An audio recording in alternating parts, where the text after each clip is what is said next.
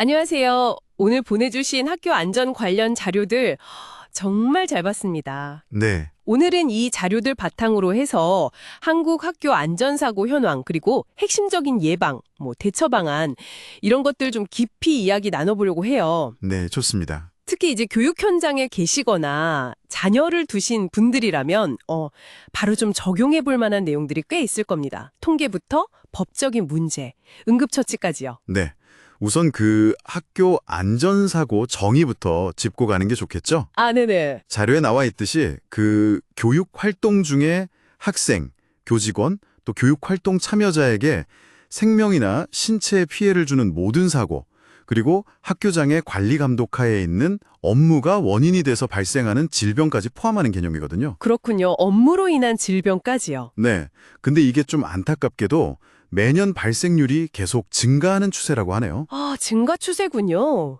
그 통계를 보면 좀 더 와닿을 것 같은데요. 이게 2015년 경기도 자료이긴 하지만요. 네, 좀 시간이 지나긴 했죠. 네, 사고 장소는 운동장이 역시 제일 많았고, 그 다음이 교실, 체육관 순서였어요.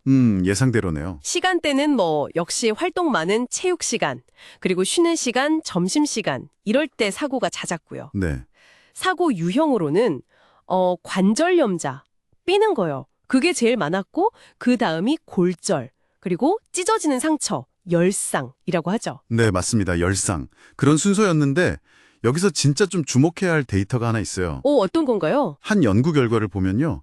학교 안전사고의 약 98%가 학생 본인의 부주의 때문이라고 분석을 했더라고요. 네, 98%요. 와, 거의 대부분이네요. 네, 그렇죠. 98%면 정말 높은 수치잖아요. 그래서 이 예방 교육의 중요성을 아무리 강조해도 지나치지가 않은 거죠.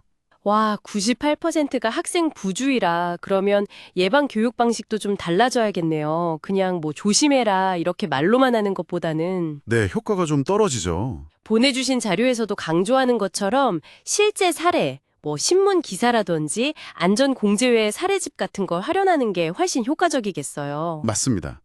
예를 들어서 안전벨트 중요성 이야기할 때 그냥 매라고 하는 것보다 매에서 무사했던 사례랑 안 매서 크게 다쳤던 사례를 같이 보여주는 거죠. 아, 그쵸. 훨씬 와닿겠네요. 네. 그리고 또 생각지도 못한 곳에 위험 요소가 있다는 점도 자료들이 지적하고 있어요. 어떤 것들이 있을까요? 예를 들면 복도나 계단에 있는 작은 턱 같은 거 있잖아요. 아, 네네. 무심코 넘다가 걸릴 수 있는. 네. 그리고 오래된 건물 외벽 마감재, 그 드라이비트 같은 거요. 또 물기 있는 음수대 바닥, 아니면 노출된 전선, 창틀이 좀 헐거워진 거, 운동장에 있는 작은 돌멩이나 홈 같은 거요. 아, 정말 사소해 보이지만 위험할 수 있겠네요. 네. 이런 환경 요인들에 대해서 좀 세심하게 점검하고 안내하는 게 필요하다는 거죠. 그런 환경적인 요인 말고 수업 자체에서 오는 위험도 있을 텐데요? 당연히 있죠. 특히 이제 체육 시간. 네, 사고가 제일 많다고 했으니까요. 그렇죠. 그 활동 종류에 맞춰서 손목, 발목 이런 특정 부위 준비 운동을 좀 더 철저히 해야 하고요. 그렇겠네요. 그리고 미술 시간이나 실과 시간에는 칼이나 글루건처럼 뜨거운 도구들 다룰 때가 있잖아요. 네, 있죠. 그럴 땐 규칙하고 위험성을 좀 명확하게 안내하는 게 필수라고 자료들은 이야기합니다. 그리고 또 교사가 미리 학생들 건강 상태를 파악해 두는 것도 중요하고요. 하긴 기저질환이 있거나 컨디션 안 좋은 학생은 더 조심해야 하니까요. 네, 맞습니다. 그런데 좀 안타까운 이야기지만 최근에는 사고가 났을 때 교사의 법적 책임을 묻는 소송도 늘고 있다고 해요. 아, 그런 문제도 있군요. 판례들을 보면 좀 어떤가요? 그 판례를 보면요. 사고를 과연 예측할 수 있었느냐, 그리고 교사가 평소에 예방 노력을 얼마나 했느냐, 이런 것들이 중요한 판단 기준이 되는 것 같아요. 예측 가능성이랑 평소 노력이요? 네. 예를 들어서 어떤 학생이 갑자기 아크릴판을 던져서 다른 학생이 다쳤던 사고가 있었는데 이런 건 사실 예측하기 어렵잖아요. 그렇죠. 돌발 상황이니까요. 네. 그래서 이런 경우는 교사 책임을 묻기 어렵다는 판결이 있었고요. 아, 그럼 반대로 예측 가능했거나 좀 예방 노력이 부족했다고 보이면 책임이 인정될 수도 있다는 건가요? 네, 그렇습니다. 실제로 그런 사례가 있었는데요. 청소 시간에 담임교사가 잠깐 자리를 비운 사이에 학생들끼리 다툼이 있었고 안타깝게 사망사고까지 이어진 경우가 있었어요. 아이고, 이때는 법원에서 담임교사의 감독 소홀 책임을 일부 인정했습니다.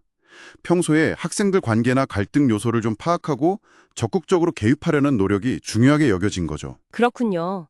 그래서 평소 안전교육 충실히 하고 또 관련 법규나 아까 말씀하신 학교안전공제회 같은 거요. 네, 사고 났을 때 보상 처리해주는 기관이죠. 네. 그리고 학교 배상책임보험 같은 지원제도에 대해서 교사 스스로가 잘 알아두는 게 중요하겠네요. 네, 맞습니다. 물론 사고가 안 나는 게 최선이지만 혹시라도 발생한다면 초기 대응이 정말 중요하잖아요. 그렇죠. 신속하게. 네, 자료에 나온 응급처치 요령을 보면 일단 보건교사나 119 연락이 우선이긴 한데 상황에 따라서는 교사가 즉각적으로 응급처치를 해야 할 때도 많아요. 어떤 상황들이 있을까요? 뭐 절단사고라든지 치아가 빠지거나 눈을 다쳤을 때 아니면 일사병, 갑자기 경련을 일으킬 때, 머리를 부딪혔을 때 이런 상황별 대처법을 미리 숙지해두는 게 좋아 보입니다. 네, 정말 미리 알아둬야겠네요. 그렇죠. 그리고 응급처치뿐만 아니라 사고 발생 직후에 학교에 보고하고 학부모님께 알리고 또 목격자 확보 같은 증거 수집, 피해 학생 지원, 그리고 이 모든 과정을 상세하게 기록으로 남기는 것. 이런 체계적인 대응 매뉴얼을 익혀두는 게 필수적입니다. 아, 정말 체계적인 대응이 필요하군요. 네. 그리고 행정안전부에서 만든 안전디딤돌이라는 앱이 있거든요. 그것도 활용해 볼 만하고 학급마다 구급상자 잘 갖춰놓고 관련 교육 사이트 같은 것도 활용하면 도움이 될 수 있습니다. 네, 오늘 주신 자료들 덕분에 한국 학교 안전사고 문제에 대해서 정말 여러 각도로 살펴봤는데요.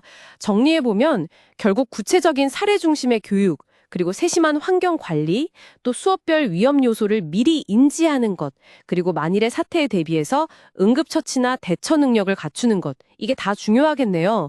관련 제도에 대한 이해도 물론 필요하고요. 네, 다 중요한 부분들이죠. 그런데 여기서 우리가 한 걸음 더 나아가서 생각해 볼 지점이 있는 것 같아요. 어떤 걸까요? 자료에서도 언급됐듯이 결국 가장 근본적인 예방책은 뭘까 생각해 보면 학생 스스로가 안전의 중요성을 깨닫고 조심하려는 마음을 갖는 게 아닐까 싶어요. 아, 학생 스스로의 마음가짐. 네. 아까 이야기 나눴던 그 98%의 부주의를 어떻게 줄일 수 있을까? 어떻게 하면 안전의식이라는 게 그냥 구호가 아니라 정말 몸에 밴 습관처럼 만들어질 수 있을까? 이 질문에 대한 답을 아마 각자의 위치에서 계속 고민해 봐야 하지 않을까. 네, 그런 생각이 듭니다. 네, 정말 중요한 마지막 말씀이신 것 같습니다. 오늘 말씀 감사합니다. 네, 감사합니다.